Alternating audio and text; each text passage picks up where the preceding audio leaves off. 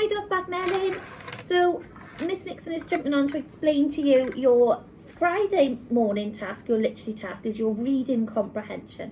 So comprehension is when we read a little bit of text and then we answer some questions based on the information that we have then read. So I chose a piece of writing that would actually work quite well with our topic that's coming up. Now, I don't want to give too much of it away because we're going to be doing a bit of a mix of things this term, but I thought it'd be really interesting because our role play area when we get back to school is actually a safari where you can book tickets, you can go and hunt for the animals. There's lots of different equipment in there that you could use to be a real, true explorer, and I know you're going to love it. So I thought, why not try and find out some information about the safari before you go on your safari hunt? So, I have given you a text about habitats and the animals and the habitats. Now, it's really important that you read all of this before you look at your questions. Now, we've done some of this in school together, and we've done them in groups. So, if you need help with reading this, that's fine. That's what mummies and daddies and big brothers and big sisters are there for. Now remember, don't guess your words. There's lots of different strategies that we can use to sound out. So we can either read the sounds.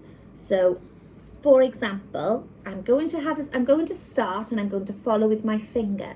A habitat is a place where I don't know this word. This one is a little bit tricky.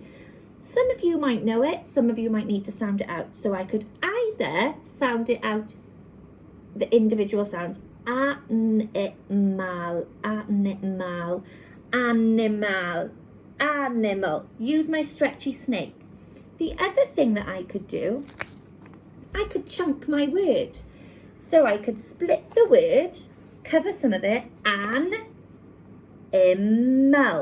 animal. That might be a little bit easier for the longer words, splitting them into little chunks, okay?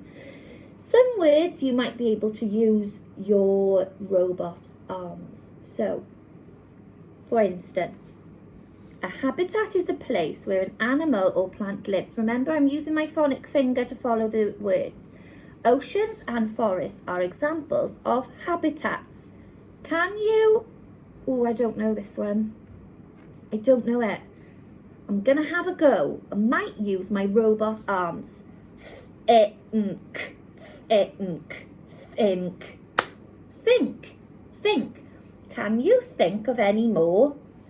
And you need to make sure you're looking at what comes at the end of the sentences. So we've had some full stops, but this now is asking me a question. Can I think of any more places or habitats that animals might live?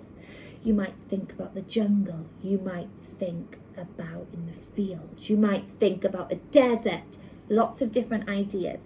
Now I'm going to make sure that I've read all of the writing before I answer my questions.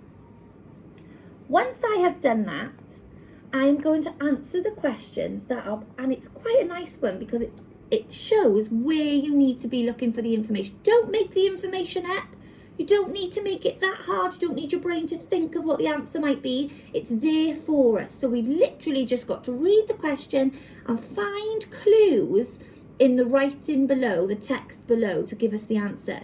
You don't even need to sound lots of it out. The words that you may need will be in here for you already. So it's just copying them into the box.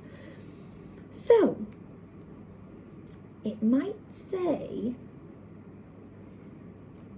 so here it says, habitats are very important. Animals and plants can't survive if their habitats are destroyed. And one of the questions here says, why are habitats important?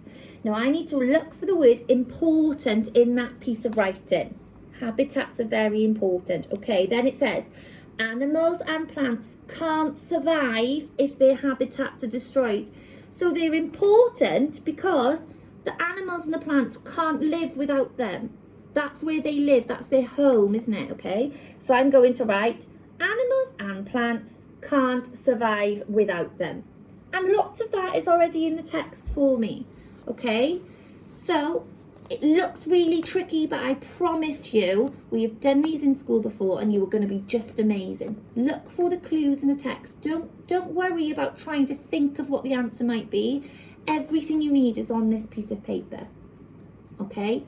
So, I hope you enjoy reading. I hope you learn some things. You might be able to even share a video of some of the facts you've learned. I know when we were David Attenborough last term, lots of you taught me facts that I didn't know, and you had already researched about the animals in the wild.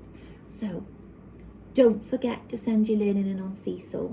It's the last set of learning before a weekend, and then back to online learning for another week next week.